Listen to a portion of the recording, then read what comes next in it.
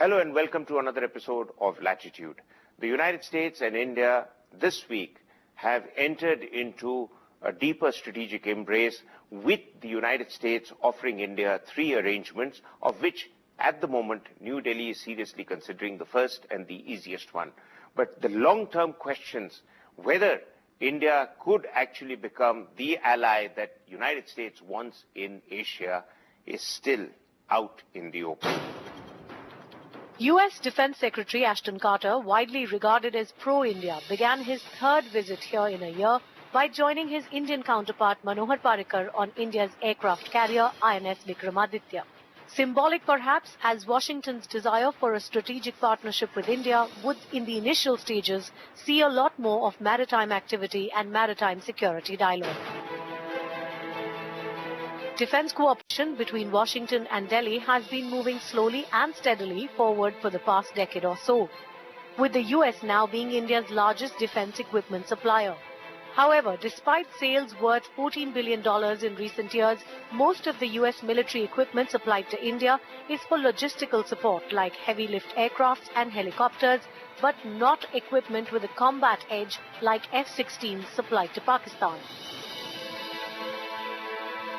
India's long-standing military supplier, Russia, meanwhile, has not only provided state-of-the-art warships, submarines and Sukhoi fighters, but is now jointly developing a highly capable fighter aircraft with India. To overcome concerns that America is still only offering minor technology to India, the US is now offering a package of foundational agreements, which will include the soon-to-be-signed Logistics Exchange Agreement, which will allow US and Indian ships to use each other's capabilities for refueling and logistical support in the high seas. In addition, America also wants 2 other agreements, one of communications, interoperability and security agreement, which will allow command and control technology cooperation, although India's forces fear it could lead to the US snooping on Indian operations and data. But unless this SISMO agreement is signed, the US would be unwilling to go ahead with the Geospatial Cooperation Agreement to provide advanced satellite and missile data. So for the moment, the US will have to settle with the LEMOA, the Logistics Agreement. This logistics agreement will neither involve Indian forces in America's conflicts or operations, nor joint patrols in the high seas, or place US troops on Indian soil. But it could certainly pave the way for deeper maritime partnerships to counter China's aggressive designs in the Indian Ocean region, which, if not confronted effectively with help from the United States, could further embolden Beijing. And to look at the various dimensions of this evolving partnership with the US, more recently the agreements that are being talked about between Delhi and Washington, we have 2 very experienced observers of Indo-US relations. We have Ambassador Meera Shankar with us, who was ambassador to the United States from 2009 to 2012, where amongst other things, India really went up the ladder in terms of US decision to start exporting technology to India, and eminent strategic affairs commentator, Professor Bharat Karnad of the Center for Policy Research, and an author of many best-selling books in strategic affairs. Professor Karnad, my first question to you is, there is a view amongst the strategic affairs community in Delhi, perhaps some of them in Washington also, that this entire arrangement that Washington is weaning India towards is essentially to put India as a counter to increasing Chinese assertiveness in Asia, both in the way of what China defines as this new maritime engagements in its white paper, as also China's muscle flexing in the South China Sea, and the desire to put India as an additional counter to China's attempt to change its geographical limitations. Now, do you buy that? Well, look, if the idea is to improve and increase India's role in this part of the world, we could have done it by other means. The point to make is, it's not America's call to give us a role. It is India's role to, in a sense, shape its presence in the Indian Ocean region and in Southeast Asia and elsewhere on the Asian littoral. So why is it that we need to, in any sense, require the sort of foundational agreements that are being talked about, some kind of a predicate for future cooperation. These agreements, as far as I can see, are unnecessary because most of the outcomes that will be achieved with these agreements are already there in some sense. Because, say, take the logistics support agreement and the variant that's supposed to have been tweaked for Indian purposes, the logistics exchange memorandum of agreement. The point, I think, is that we've always had a system of, say, fuel barter on the high seas. Our ships have exchanged fuel. Whenever one ship is running low, then the American ship comes along and so on, vice versa. So these sorts of things are there. Right, right. Ambassador, before I come into the specifics of the current engagements that are being outlined between Delhi and Washington, there are 3 points that emerge as criticism of this new hug that Delhi is getting drawn into with Washington. One is that it will have defined for India a new set of geopolitical alignments.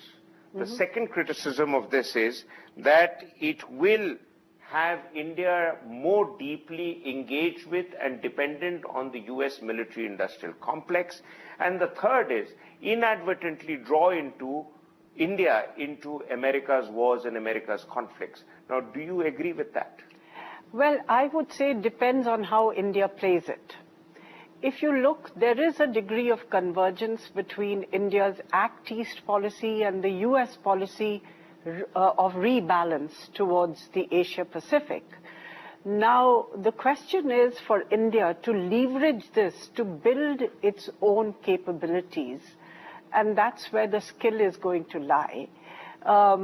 What we've seen over the last several years is that as part of its policy of, maximizing its options for purchase of defense equipment, India has started buying defense equipment from the US, which did not happen earlier. We never bought equipment from the US because of the historical problems which came with US equipment and the fact that, there wasn't any security of spares, supplies could be cut off and so on, and the unwillingness to transfer technology. Now we are looking at a new paradigm where for the first time, the US, under the Defense Technology and Trade Initiative, has said that it is willing to go beyond a buyer-seller relationship to one where we are looking at joint research, joint development, joint production. And while we have taken some tentative steps as yet, for the first time, you have 2 small concrete projects which have been agreed upon. One is joint development of mobile electric hybrid power sources, and the other is new generation protective ensembles. So these are small things, and it's essentially looking at technologies which could be used across a range of platforms. Right.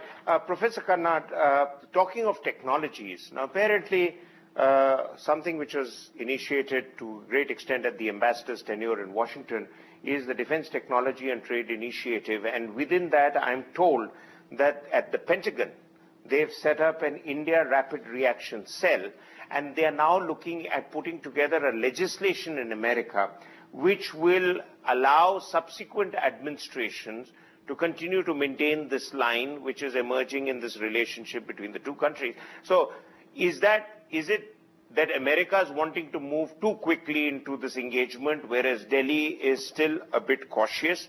And if Delhi is cautious, what are the reasons for India's caution? Look, there are 2 issues here. One is the kind of instrumental aspects, meaning both sides creating the mechanisms to facilitate trade, technology trade, transfers, and so on. That's fine.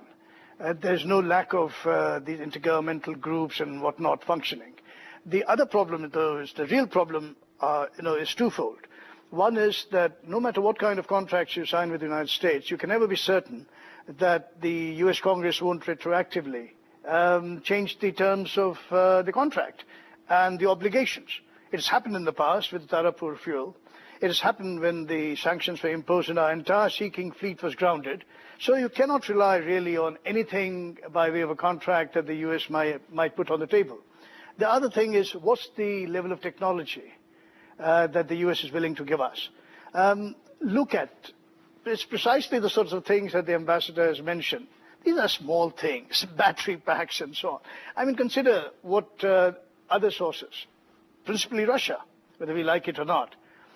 They have been part and parcel of our main strategic programs.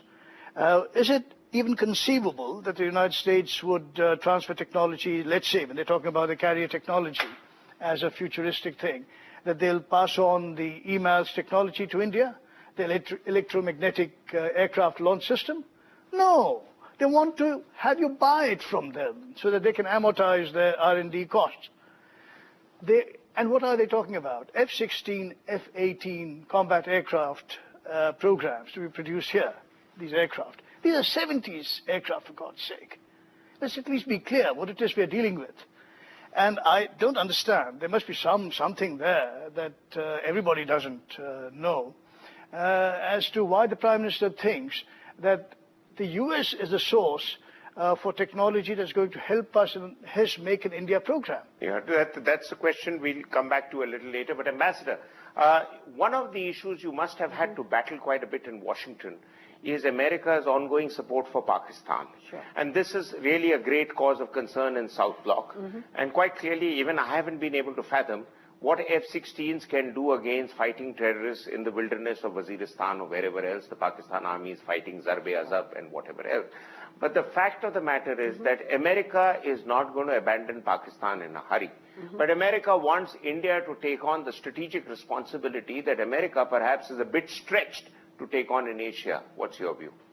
Well, I think there is definitely, as I said, some degree of convergence if we look to the east of Asia.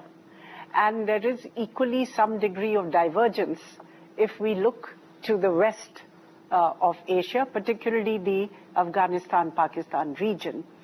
But I think for India, we are taking a hard-headed look, because if you look at the strategic scenario as it exists today, then you see that Russia and China have become very much closer than they were.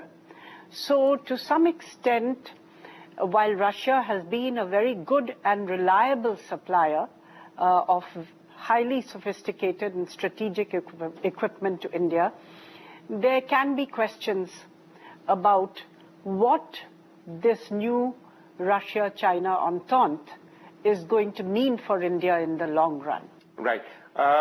We'll come back after a break to look at what are India's options, both in terms of the agreements that are being foisted on India by Washington and in terms of the strategic challenges that India and New Delhi in particular faces.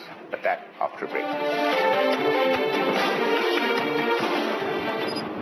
Welcome back. We still have our two distinguished guests with us. Professor Karnad, the current set of 3 engagements, would like you to elaborate a bit on it in terms of what it's really expecting out of India and what are the challenges. One is the logistics support arrangement, which they have redesignated as the Logistic Exchange Memorandum of Agreement. And the other 2 trickier ones, apparently LIMUA is the low-hanging fruit. It is the other ones which are the SISMOA and a third arrangement which is even more demanding of India.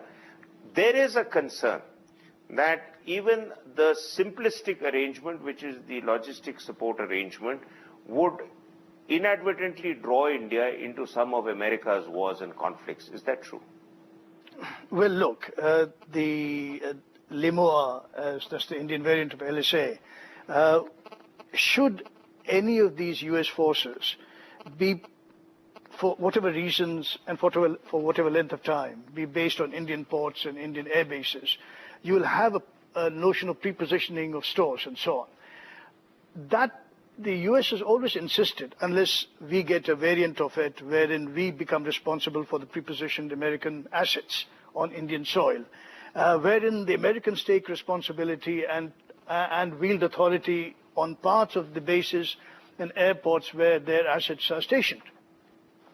Just look across the border in Jacobabad. Part of the Pakistan Air Force base in Jacobabad is virtually sovereign US territory. Pakistanis have no say. Now, if that's the kind of, and that's normal for American presences abroad, wherever there's a military presence. Now, if that happens, we essentially lose sovereignty over our own territory, parts of our own territory. SISMOA, which is the Communications Interoperability and Security Memorandum of Agreement, that too has problems. Why? Because say you have your C-17s and the C-130Js, you have the communications facility to communicate, correspond with, from air to submarines. So say we have Arihants and our SS and Akulas going in. You have mechanisms to correspond and communicate with them, except the Russians will be very upset with the possibility and the risk they take that the Americans will be, through these means, able to spoof their hardware. And that's why I'm afraid, and I believe this warning has already been communicated to Delhi, that if the SISMOA comes in, and that's why I think Delhi is backed off, SISMOA comes in, the Russians will pull out their Akulas, by the way, their Akula SSNs. So you are talking about a very high price to pay. Now, either you be very certain the Americans are going to end up replacing these kinds of assets, which they are not, because there's an extraordinarily low ceiling on the technologies they're willing to sell you.